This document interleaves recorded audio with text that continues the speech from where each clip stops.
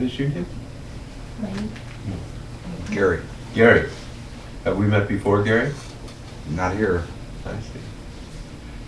So, how is it that you find yourself here today, Gary? The internet helps. Yes. I'm traveling, Uh-huh. and it's been about a year since I've morphed from an intellectual understanding to a conviction. And I have not been able to be because of where I live, in the presence of like-minded people.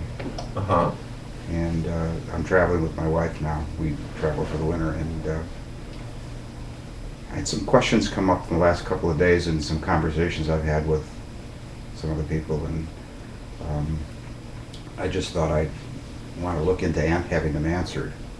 And Well, let's do it. So, what are your questions?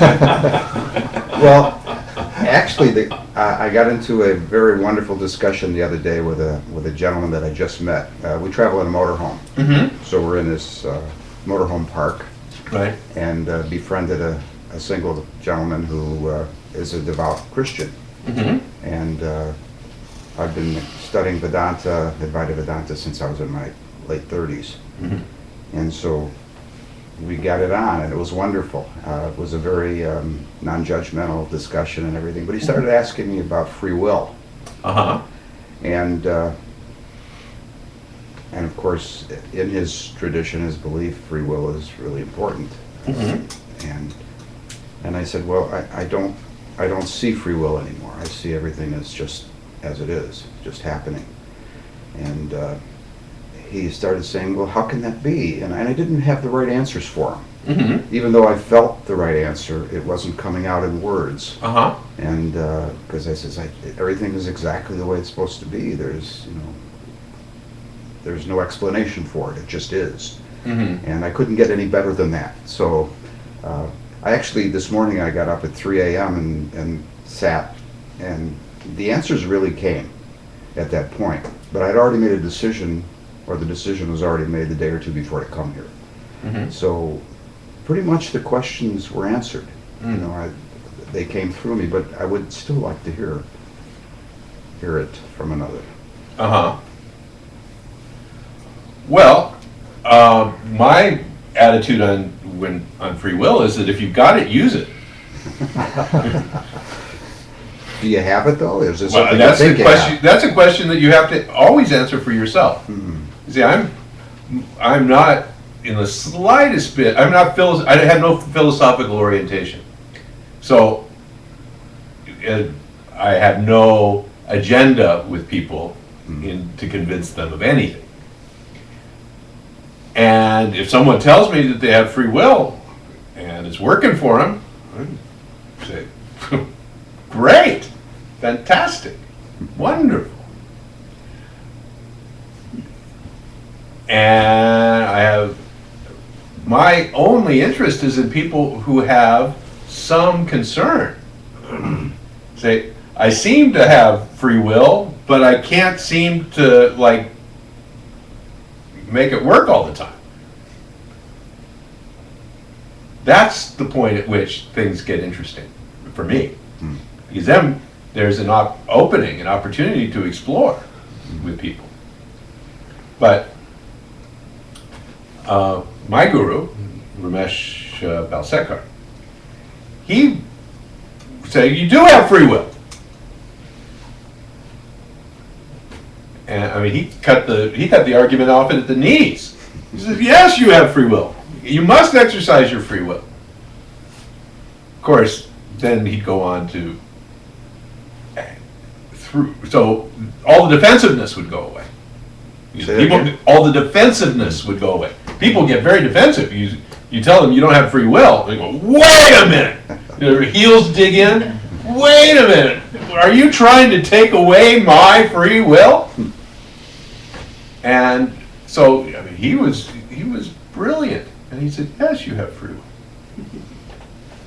Then he went on to investigate what it is that makes you act freely. What makes you act? You have the freedom to act however you like. do whatever you want to do. But what enables you to do that? That was the real question.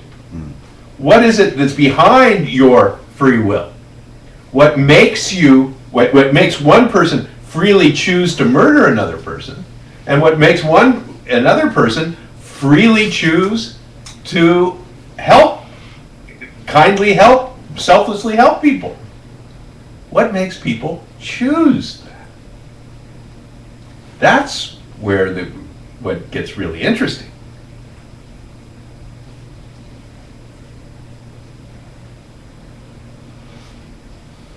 So are you asking me that question? Or are you just stating that? I'm just wrong. I'm just telling you where I'm coming from.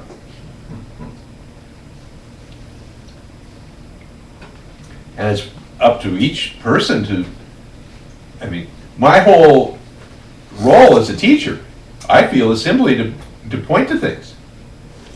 And then, if someone is inclined to look more deeply in that direction, then my job's done.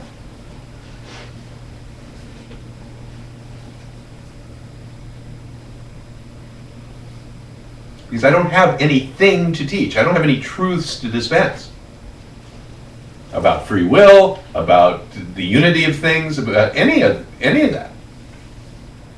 As soon as they become truths, they become meaningless, as far as I'm concerned.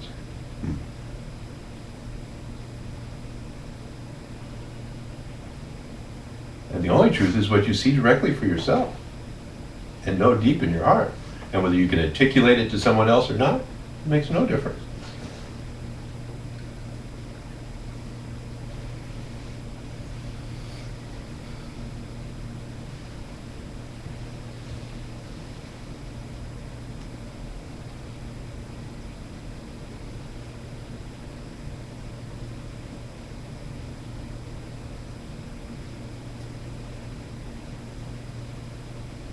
And what is your name?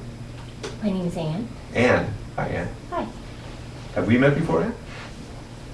Not physically, maybe. I don't know. And how is it that you find yourself here today? My husband, who's sitting over there. Which boss? My brother. I see. Uh-huh. So he said, Get in the car. get in the car. We're going to Rosa Beach. Psychic. He goes, and it's his birthday. I go, oh, we're going to celebrate somebody's birthday. Yeah. Okay, great, yay. Well, thank you for coming to celebrate my birthday. Yes, so that's how I found myself here. I see. Did he tell you what it is I talked about, or what it was we were gonna do I here? learned your name like probably 2 minutes before I even walked in. Uh-huh. His name is Wayne. I said, Wayne? I didn't think that would be your name. I didn't ask. I didn't ask what we were gonna do or how it was gonna work. Or I said, okay. So here I am. Cool. Here you are. Here I am. And we'll see what happens. That's right. Yeah. We'll always see what happens. But a lot of people here look very familiar to me, so.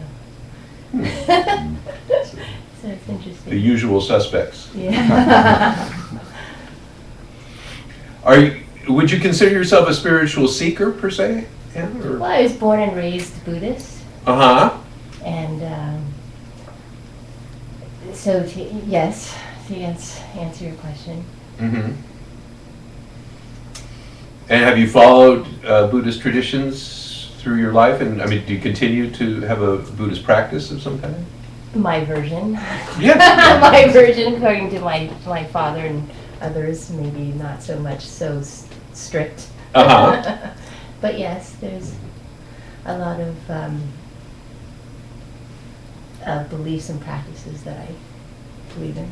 Mhm. The Buddhist way, yes.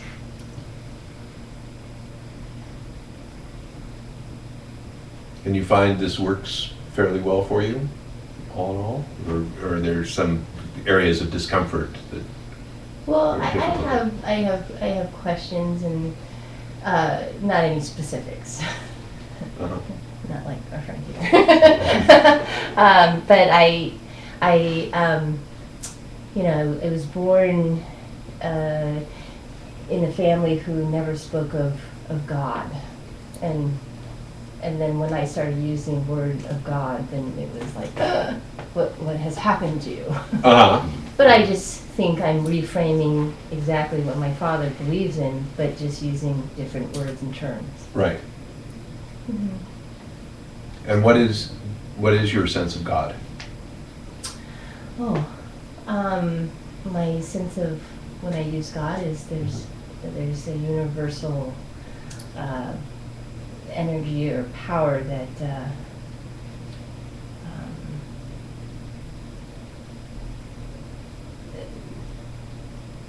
it happens. Mm-hmm. It watches over, yes.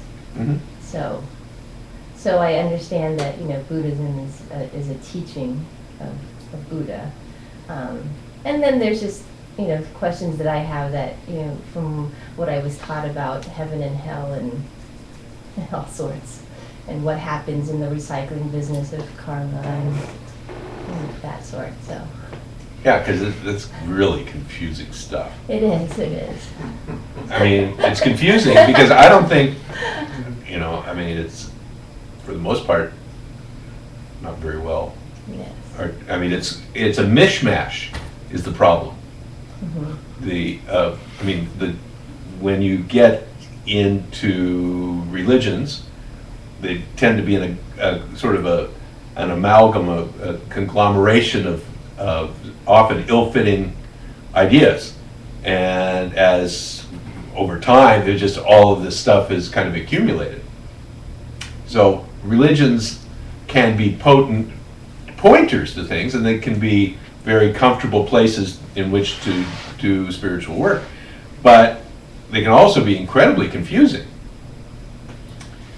So here, with what we're doing here, it would try to keep it much, much, much simpler than that, and direct you always back to your own, your own experience, your own direct, intuitive process.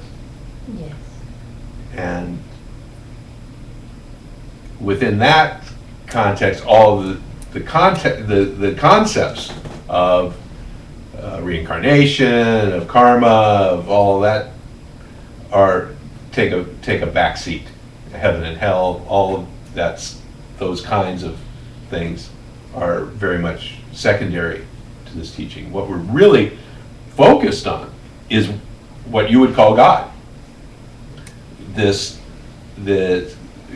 teaching, it's often called consciousness or source or unity. Doesn't matter what you call it.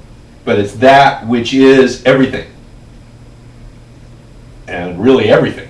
And yet itself is not a thing. And that's where it gets really interesting. Because we talk about it, yet it isn't an it.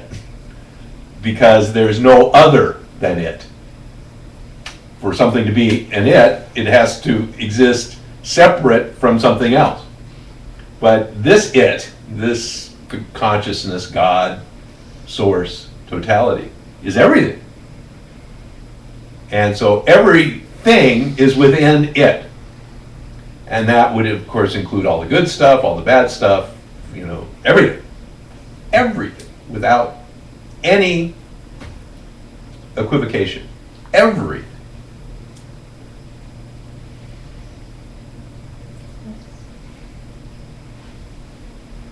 So I think what I sort of have equivalently going to a temple and asking questions and seeking is an analogy. I would say would be that if I was given a recipe to cook a dish, Mm-hmm. sort of going to a temple and religion is okay, put 1 egg, 1 teaspoon of sugar, and is very, this is the recipe.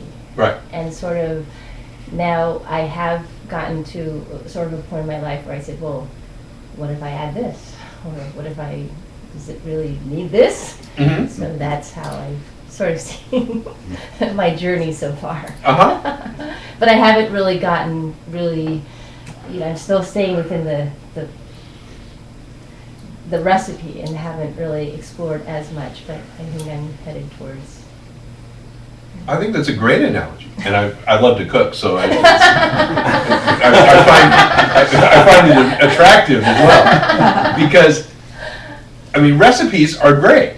I mean recipes really, I mean, you can learn a lot because it's in the distilled experience of, theoretically, a good recipe. And this is, of course, where it gets interesting too, is there's good recipes and there's bad recipes.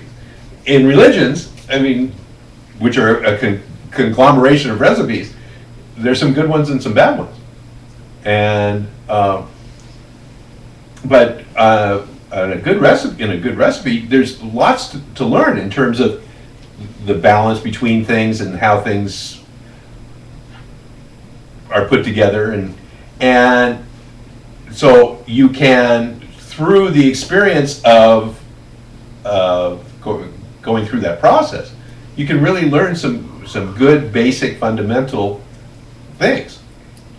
The real joy of cooking comes when that all becomes internalized and you go into the kitchen and you take what's there and you just start creating with it. You put it together, and that which you've learned before by following the recipes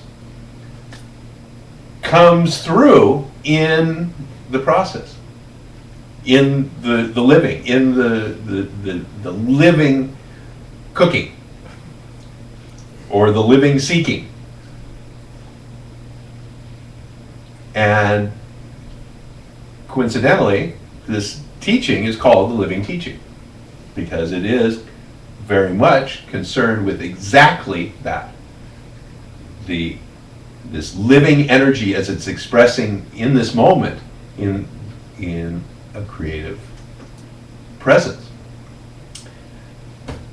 But it does not deny in any way all of the structures, all of the recipes, all of the religions, all of the concepts. They're all included and say this is part of what is. But it's not bound by any of them. Because when you're bound by a recipe, you're really imprisoned by it. If one thing is missing, you're screwed. You can't, you can't make the dish. You're totally at the mercy of this restricted formula. And there's essentially no need to be.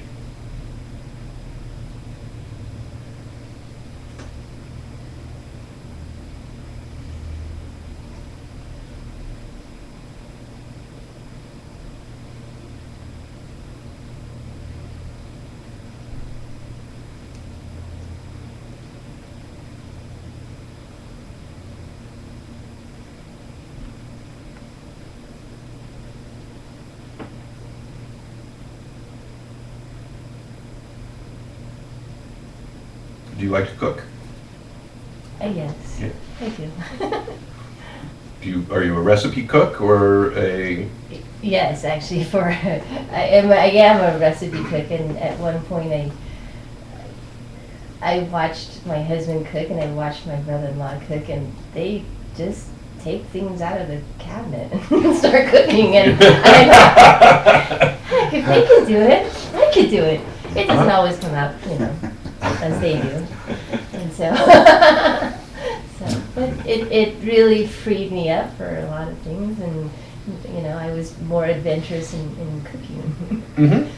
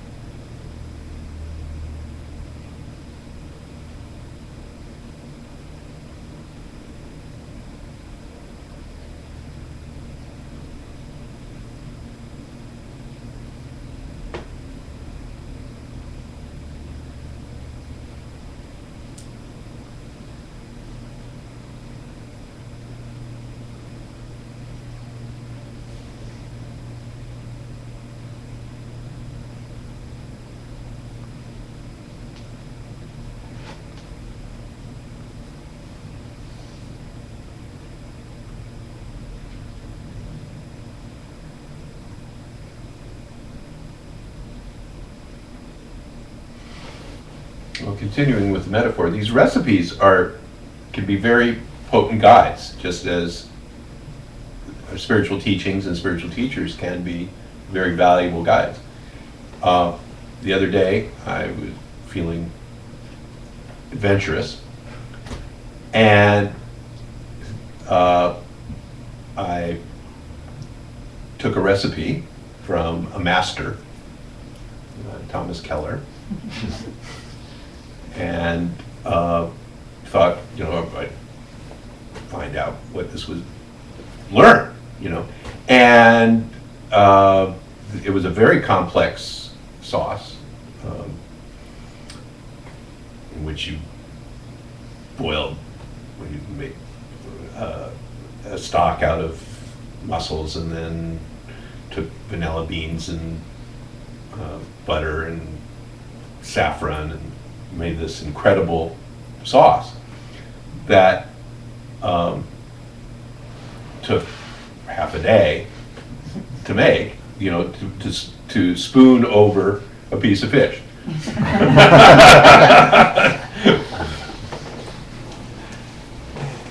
But it was, even though I botched it, meaning that the sauce broke and kind of separated, because it was a very temperamental thing, and I didn't have the skill. So I, quote, failed at it, meaning that it didn't turn out the way it was, quote, designed to turn out. I learned so much from doing it, and it was and even failed, it was one of the best things I ever ate. It was like absolutely unbelievable. But this is not something that I would ever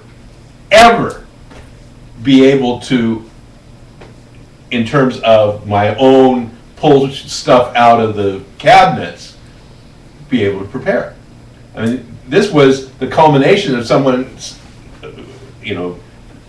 deep investigation and knowledge. And that is the benefit of having a guru. Whether it's a cooking guru or a spiritual guru or a music guru or whatever. But to have the benefit of someone who has looked deeply and intensely into something and has mastery, is a master.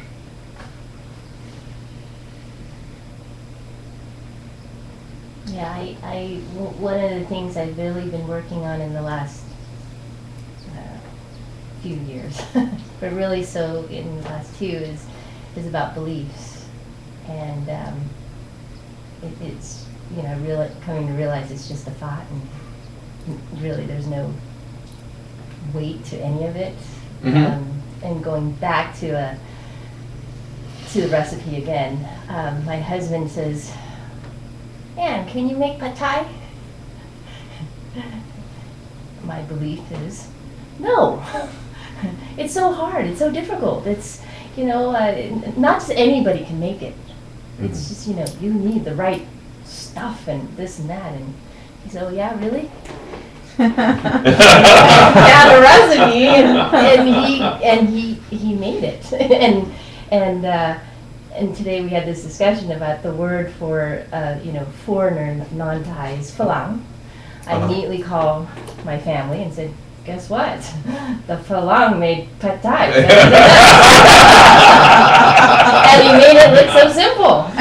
And they were impressed. Like, he what? I said, he made the sauce by himself. He, everything. And so that, broke a big belief for me. Like, I think it made it so much more difficult than really. And as you're saying, yes, there are gurus or masters that could teach you to, look beyond what I have believed or I believe in. Mm-hmm. So, it's good. Mm-hmm.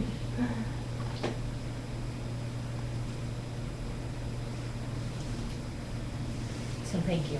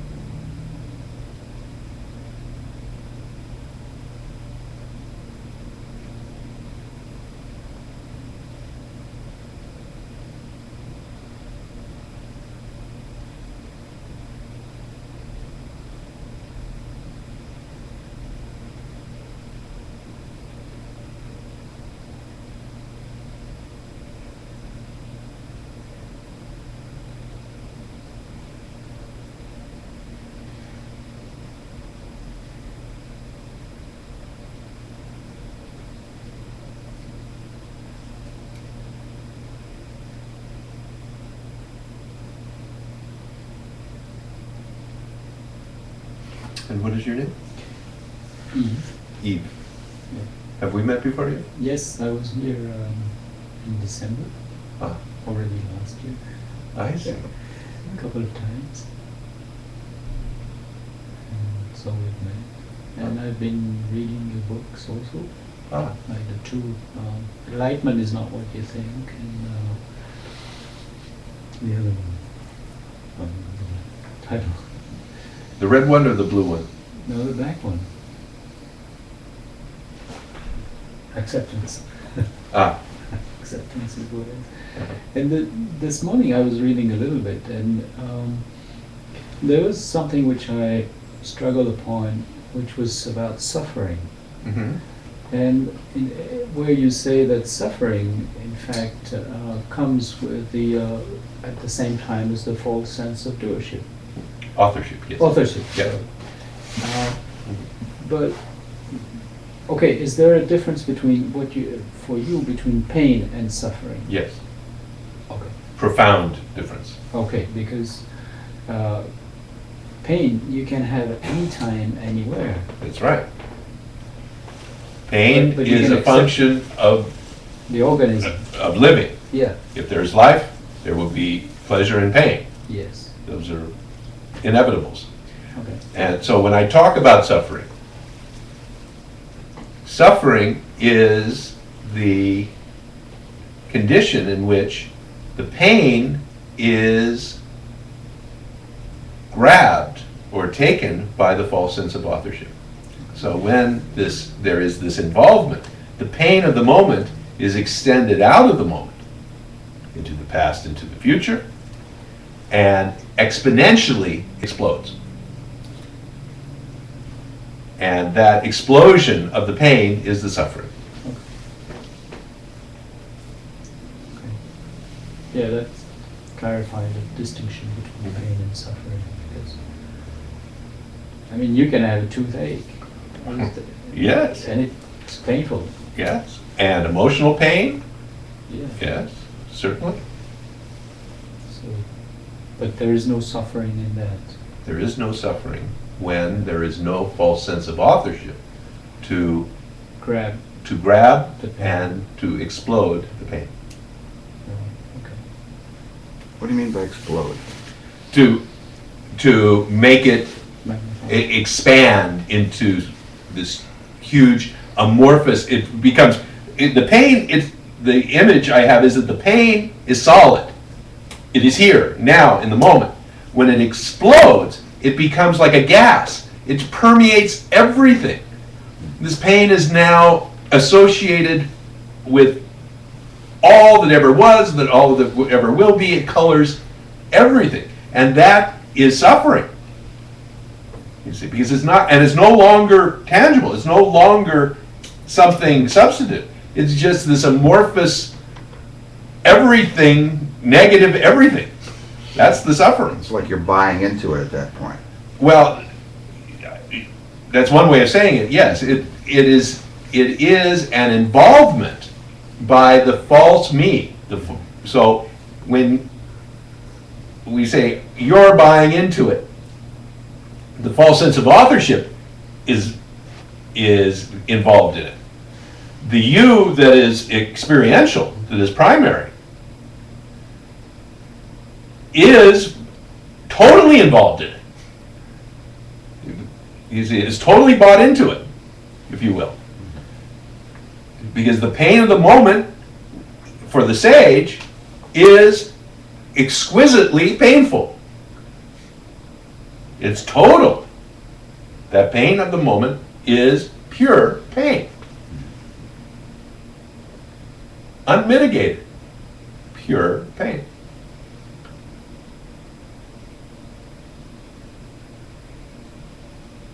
And that is all it is.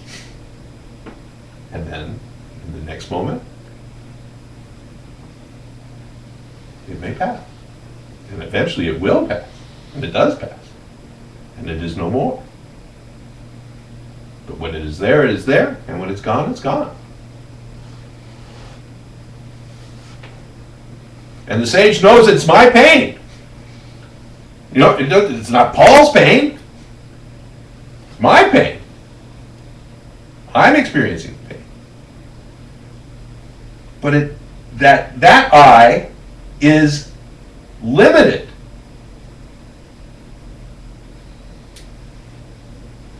That I has no false claim of authorship in this age. And so the pain lives and dies in the womb. Would that pain be considered external to the self? I mean, the self feels no pain. The self is free of the body and mind. When you're using the term self, what are you referring to? Who you really are, the light that runs, or the energy that runs the whole system. Yes. That's what I'm saying. So that pain would that be separate from? There is nothing separate from that energy that runs the whole system. That's all there is. Right. Okay. You see, the self is all there is. So Right. the pain can only be part of the self. Yeah, that makes sense. That makes sense. I'm thinking of this internal, external, which is silly because it is everything, and I see what you're saying. Right. So the metaphor I use most commonly so that we can discuss this with some clarity is of the ocean and the wave. So the self that you're talking about with the capital S is the ocean, which is all there is. Then each individual thing is like a wave of the ocean, which is a movement, an energetic movement of the ocean. And that has qualities. It has a duration, it has a structure, identifiable structure, different from others, and yet it's all self. It's all wave. It's all ocean. You see. So the pain exists within this structure of the wave, but implicit. This is the understanding that this teaching is pointing to, that while we say that the pain exists within the wave, all that the wave is ocean. Right. Yeah, I like that. That's poetic. And essentially true, because you can't separate the self from anything, because the self is everything.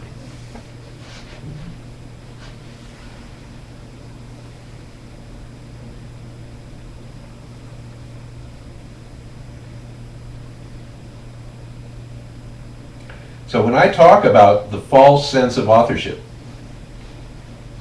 and shorten it to the FSA, the false sense of authorship. So this FSA is the sense of separation. Right. Even though no separation is possible, within this unity is a false sense of separation that happens within certain waves, and that are notably human waves. Right. And roughly at the age of 2 years old in humans arises this false sense of authorship, the sense that I am a separate, independent authoring entity. By authoring, meaning I, from my own power, make things happen. I create them. I am responsible for what I do. And others are responsible for what they do because they're authoring the act. So this is a sense shared by virtually every human being. But it's false. Right. Yeah, I've heard it described other ways as the imposter or a hamkar, as a Sanskrit term. But yeah, I see what you're saying.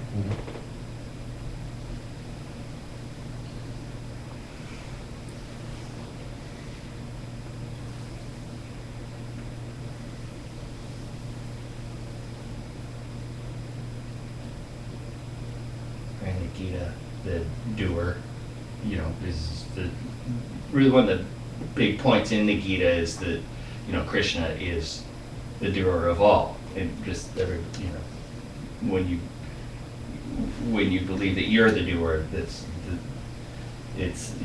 where the problems start arising. Yeah. And you see, I've tried to refine that concept because I've seen it, the difficulty that arises in people. Because, there's a clear sense, I'm doing shit. I just picked this up. You didn't pick it up, I did. And we can say consciousness did it, but so what? Consciousness does everything. Full stop, understood, done. Now, with that understanding, now life goes on. And there is this clear example that I'm doing it and you're not. So, when we try and reconcile this stuff and say, well, the Gita says that Krishna does everything, and our problem is that we think we're doing it. Well, then I try and think, well, I'm not doing it. Consciousness or Krishna is doing it, and it really gets so messy. It really gets messy. So my concept to deal with this is say, okay, we're actually doing. We're the doers. What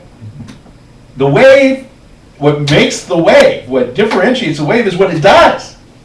Yes, it's all consciousness, but what makes consciousness interesting is that there's all of this doing, and whether it's the planets circling the sun, or whether it's an electron in movement,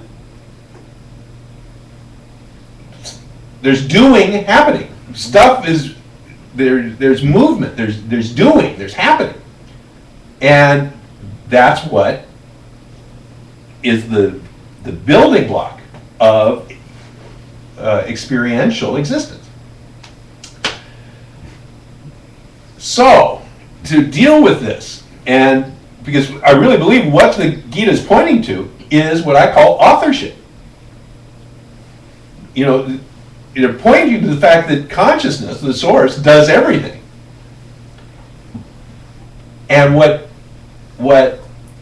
makes us, authors everything, what makes us suffer is that when we take on this authorship, we take on the belief, the false belief, that we're authoring. And that's distinct from physically doing it. So you can have full recognition that I'm physically doing it without the sense of I'm authoring. And that's the state of the sage. That's the freedom that comes when this false sense of authorship dies. And you've undoubtedly glimpsed at times this sense. You realize I'm not responsible for this. This is all like the happening of the universe. Right, yeah. And yet it's very clear that what's your name? Brent. Brent? Mm-hmm. That Brent is doing it, Bob isn't. Bob, right? Yes. Yeah, okay. So that there's a distinction that continues to be made, and yet in that recognition, there's no sense of authorship. And so there's this freedom that comes in that. Yeah, it's just a new term. This the authorship is, it's just a new term for really the same Absolutely. idea. That, But we're talking about illusion, the illusion that we all seem to think we're living in, and that's for me where I have a problem, because I don't want to be in this world of illusion even though the physical body will be here, I want to sever Bob from the self and be the self, not be within this illusion of I am Bob. And so this is exactly what this concept that I'm talking about is designed to help you see. Because when you're trying to throw out the whole package, you can never do it. Because the physical Bob will remain as long as you live. Right. Okay? And what has happened is, from the age of 2, this false sense of authorship has claimed the physical Bob and said, I am that. I am this independent entity. And you've seen through that, and you say, I want to be free of that. But since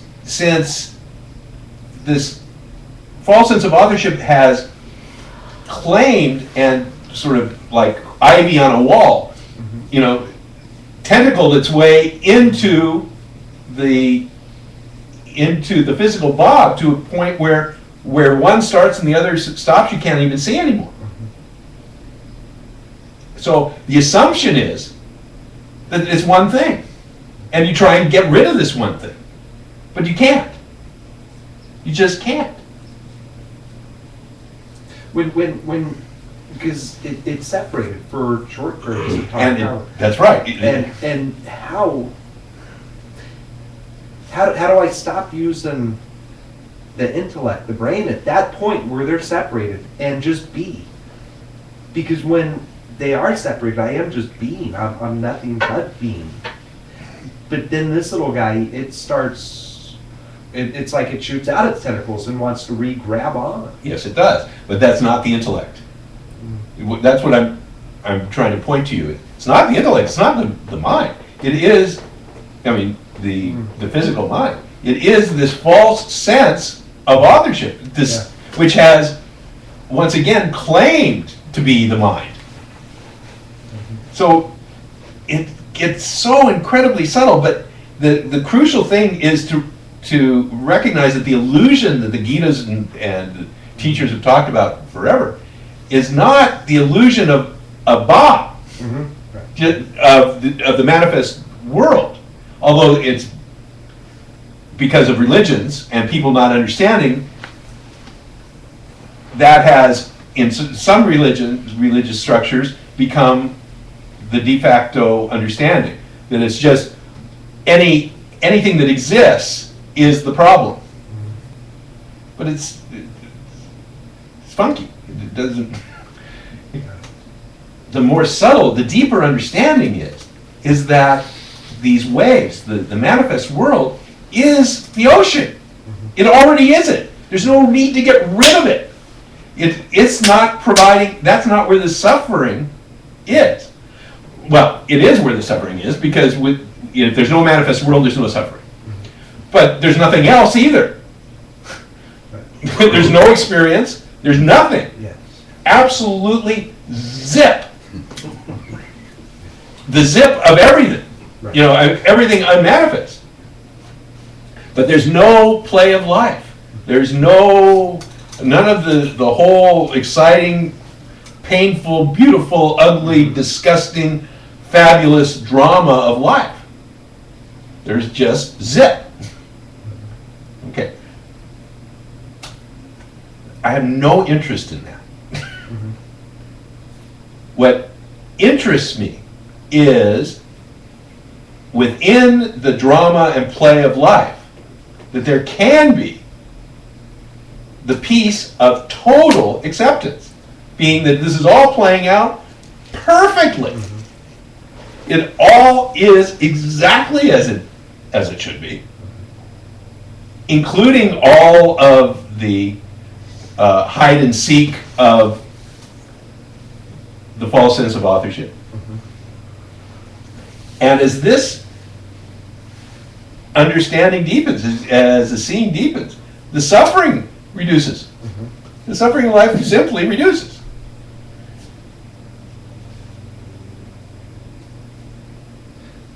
there's no squashing of ego or authorship. There's ending of just realizing completely, permanently, that author is not me. Does that come? Yes, that's called, the name for that is enlightenment or Yeah. ultimate understanding or whatever. That's the death of the false sense of authorship. And it happens. Yes, it does. When you get the temporary Yes, separation, yes. is there a magic sword I can take and because that's kind of what I want to do. Get in line. It's a long line. It's a very long line. Of course, that's what the seeker wants. It's exactly what the seeker wants. All the seekers. And the magic swords have been offered. They're like diets.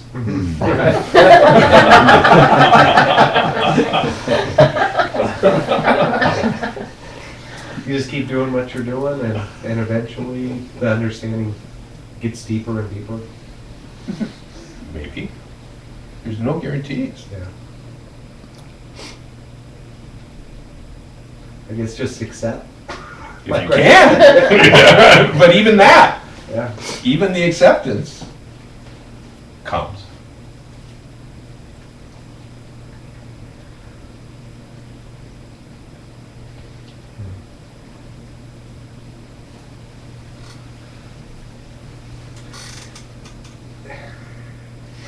It's tough.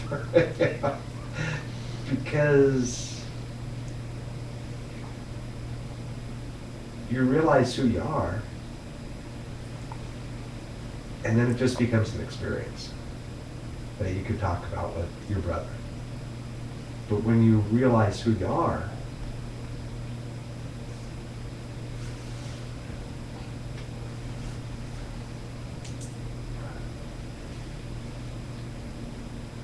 it's just such a,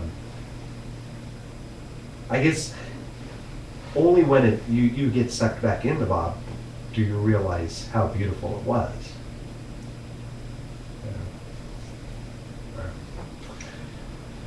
Otherwise, there's no cognitive. Yeah. There's no other to Yeah. grasp. That's right. So, in that sense, curiously, the sage doesn't know how beautiful it is Mm. because there is no reference. Right. It simply is what it is. And we call that bliss, we call that beauty, we call that magnificence. We have all sorts of names Yeah. for it. I guess that was the reason, I'm guessing, the reason of creation was because the sage doesn't experience going from complete and utter bliss to not. Well, it's as good a reason as any. Yeah. If you like reasons, Yeah. you probably get some people to line up behind that one. You put up your reason flag, a line will form behind you and say, yeah, that's the one. But somebody else will have a different reason flag and a different line. And once it becomes a thing, then it's no longer Yeah. valid. Yes. Thank you. You're very welcome.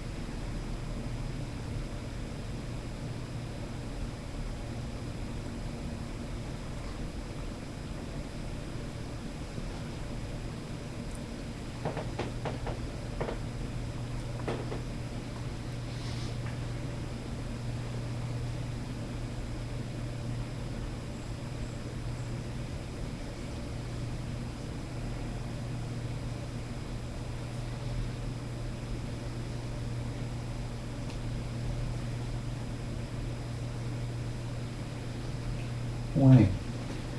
On Michael. On the death, happy birthday. Thank you. On the death of more than one friend, I've had somebody step up and say, I'm channeling this person, and then some writing occurs and, and such. And so is there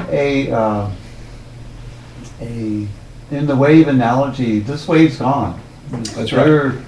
This, a new wave that somebody's experienced? Is this something different? Is this total BS? Is there a droplet metaphor? Is there? All that the wave was remains as part of the ocean. None of that's gone anywhere. So the fact that somebody just picked up bits and pieces of that wave, if we call it bits and pieces, aspects that were that wave.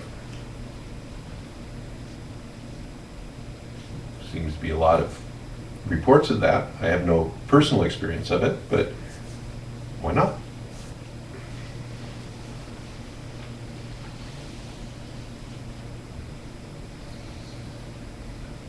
Say that.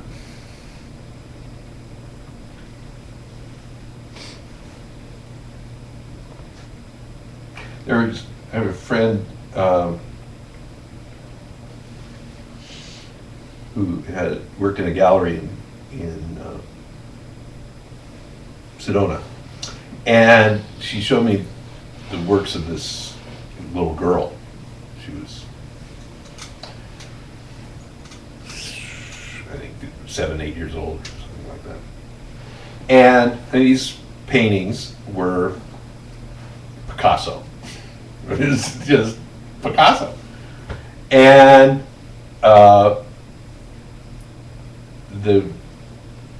this child had been painting this way since she was like 2 or 3. You know, she just drawing and painting in a way that was totally Picasso, and had never seen like a Picasso book or anything. In fact, her mother obviously showed her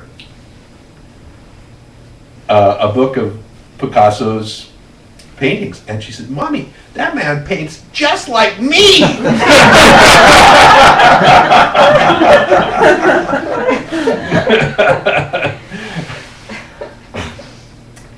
So, I mean, one of the possible explanations for such an occurrence is this metaphor that all that Picasso was, that talent, that creative energy, could readily transfer into another entity, into another wave. Why not? Why not?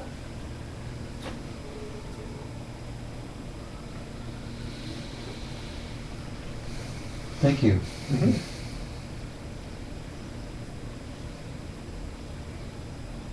I mean, everywhere I look, the whole damn thing is so miraculous. You know, this whole manifestation is so miraculous. Why not shit like that?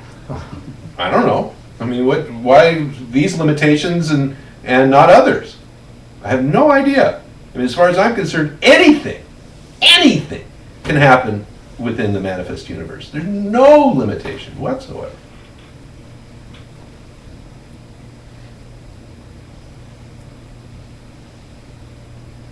All we talk about is what we've noticed so far, and and put into our vault of knowledge, and it's all which is always expanding. We're always finding new stuff and putting together, identifying new patterns of things, whether it's in physics, or whether it's finding new life forms underneath the Antarctic cap, and they're finding stuff every day, stuff we didn't know existed.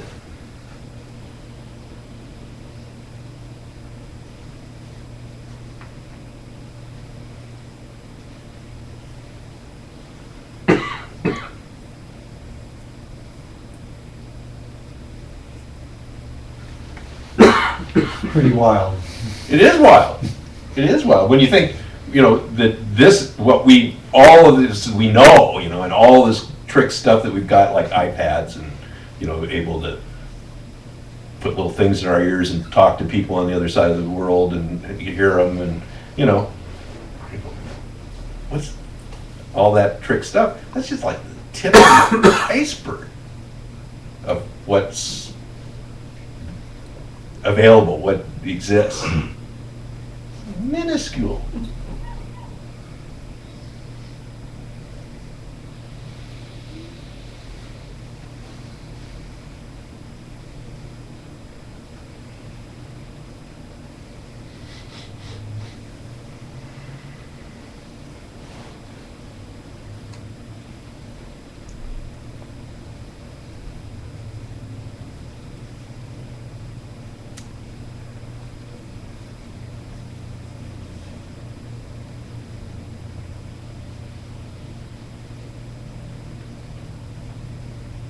Do you pray?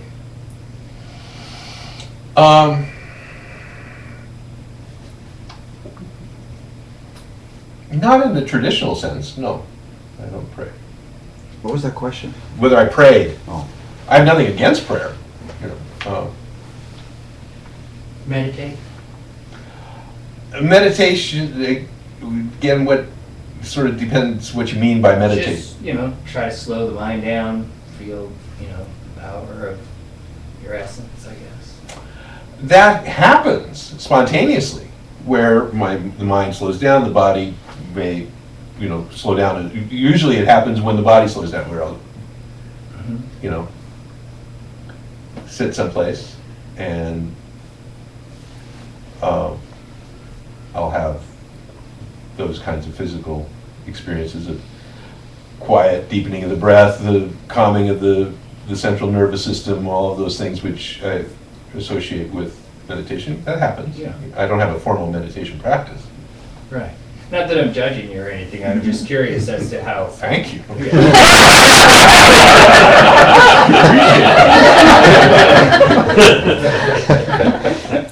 He's trying to find the sword.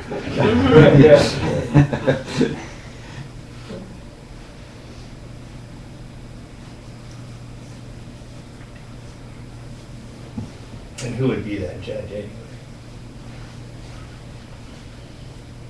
Probably the same person who just made that statement. The author, the not, what was it, the false author would be. False author does nothing. That's the whole point about the false author. False author does nothing. It only claims to do shit.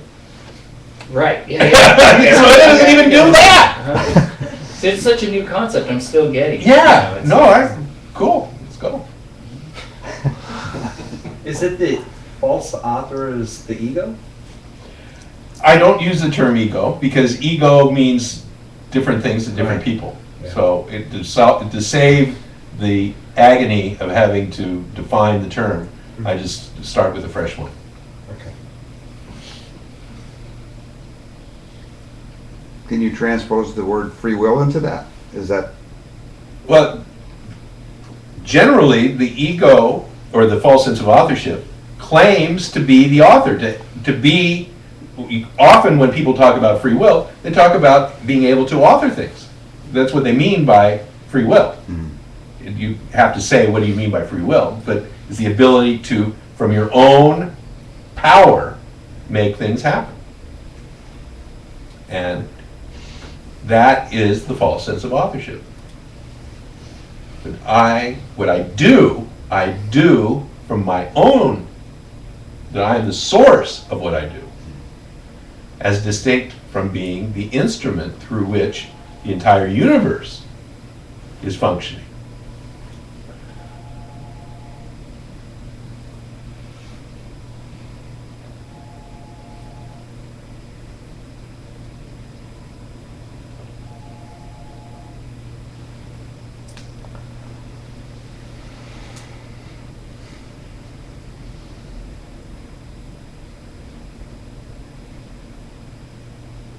When you say author, and I haven't read your book, so when you say author, meaning, I what comes to mind is an author of the book, meaning this is how I'm writing the book, like that, or an author of I authorize you to really indulge in eating chocolate. Right, okay. That would be the same. Same thing, yeah. Meaning, to author is to give life to make happen. So to authorize means to give life to that action, to make it possible. To author a character means to give life to that character, to make their actions happen. So the sense that we have from the age of 2 is that I, as this body and this mind, am the source for what I do.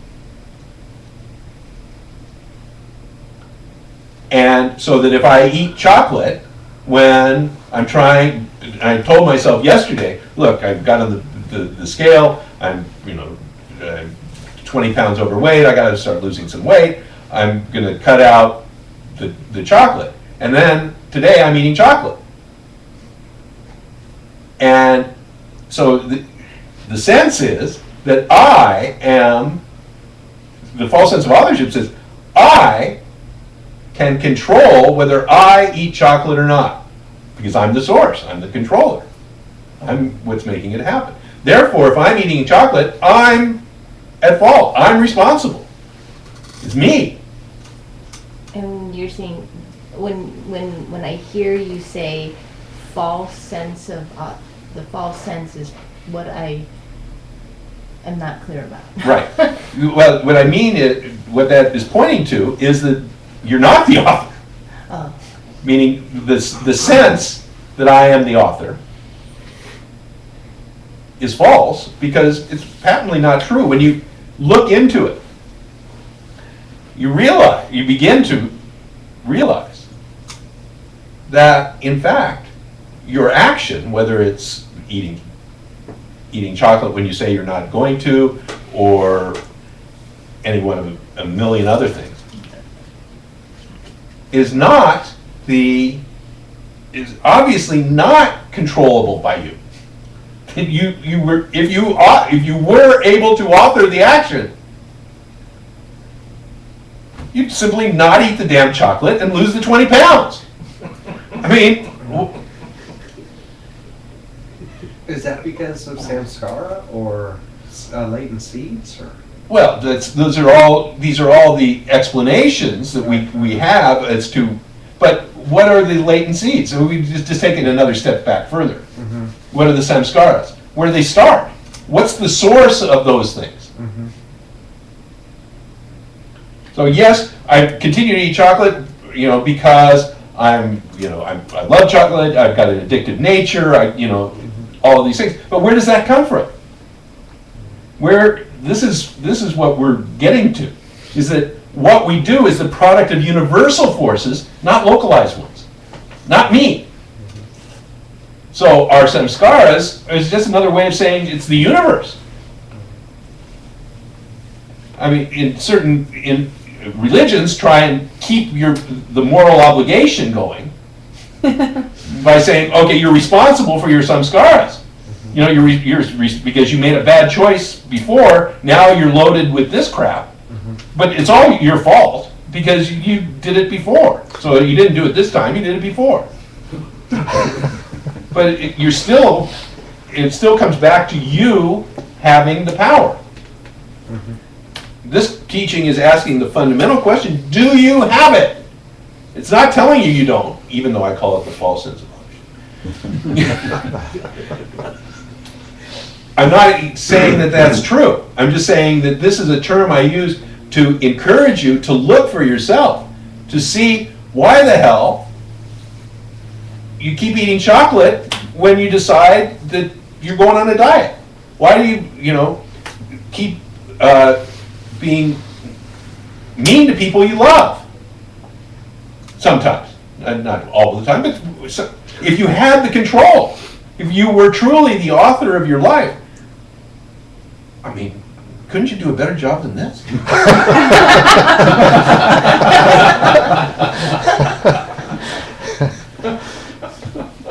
Let's say she realized who the true author is. Like she's fully aware, completely aware of who the true author is. Yes. Would she still be able to control herself from eating the chocolate? No, but she just wouldn't suffer. Right. Because the true what's happening is happening. Right. If this we're just talking about what's happening and finding out what it actually is happening. Is what's happening is the chocolate is being eaten. Regardless.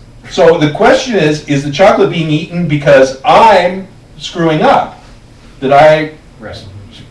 have some fundamental flaw or whatever the explanation is, but that it's up because of me?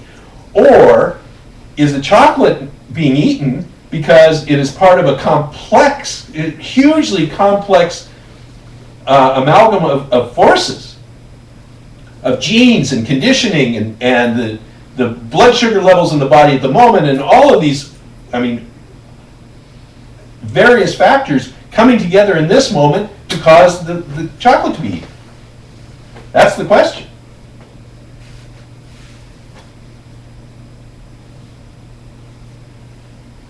Now, by coming here, will I be able, how will I guess the question is this the space of where I'm finding out why I'm eating the chocolate? Maybe. Or Whether you will be infected by this or not, I have no way of predicting. The virus is here. Whether you are infected or not, and whether you have the repercussions of this or not, I have no way of. I think more specific that I'd like to ask is that this is my first time here, and Of course. and I don't even know if you meet once a week or once a month or every day. I don't know. Uh-huh. But is this how all the conversations are held, and through the conversations I will be able to see my beliefs different? Is that? Maybe. This happens. For the last 15 years, this has been happening roughly 4 times a week when I'm not traveling. Mm-hmm. So I travel about half the year, I'm here about half the year, and when I'm here, generally there's about 4 gatherings a week, and it's broadcast over the internet, and there's 30, 50 people around the world who are connected to this space and to this moment through the internet. So this happens. And it happens in the same way that everything happens. A complex array of forces have enabled this moment to occur. And what the effect is very incredibly varied. So different people have totally different reactions to being here. Some can't wait to get out. I watch people come in here and squirm. It's just like they get dragged here. They say, somebody tells them, get in the car. And they come, and it's hell. It is absolute hell. It's like, and I feel so badly for those people because I felt the same way the first time I saw Ramesh. It was just boring. It was just agony. And I would have left at the break, but my friend drove and he wanted to stay. It was more agony. It was awful. So I know what that feels like. But so you don't even have to like it to be impacted.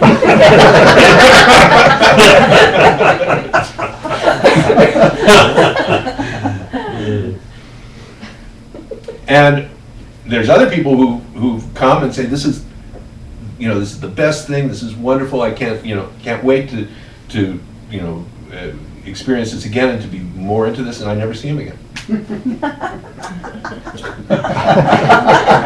No, absolutely no predictions of how this whole thing's going to play out. And that's part of, and of course that applies to life as in general. You have no idea what's going to happen in the next moment. And somebody says, get in the car.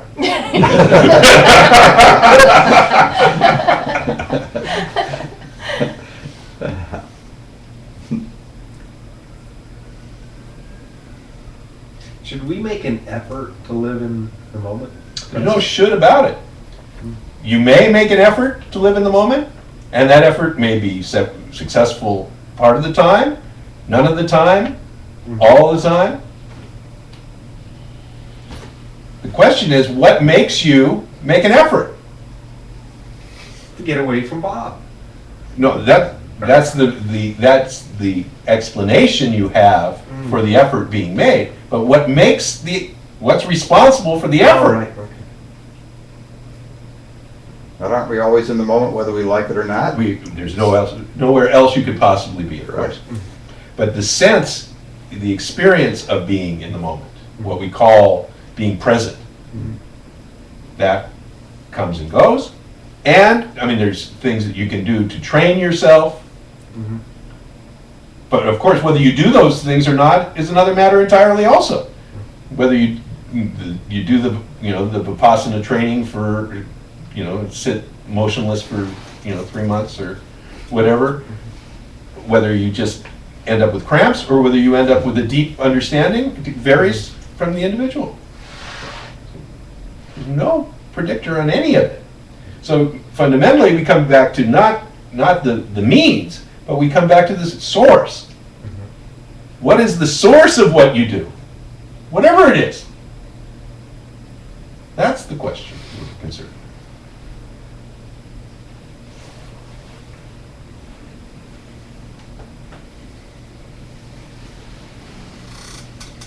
Mm-hmm.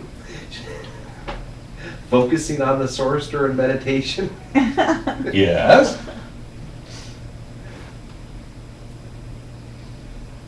That would be good. Yeah, I that's all there is. Well, let's see if you do it or not. And if you do it, let's see what the result is.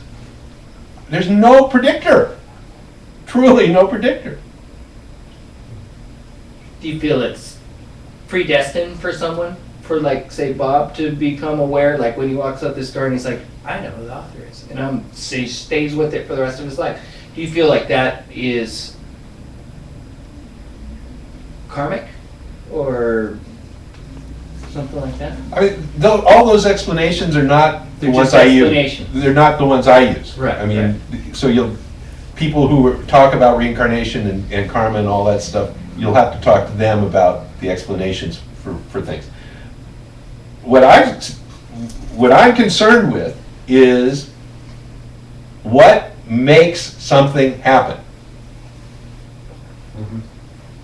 Whether it's enlightenment, whether it's getting in the car, whether it's making pad thai, whether it's whatever it is, what makes that event happen? Is it us as these individual organisms, or is it the universe at large? Right. That's the fundamental question that we keep coming back to.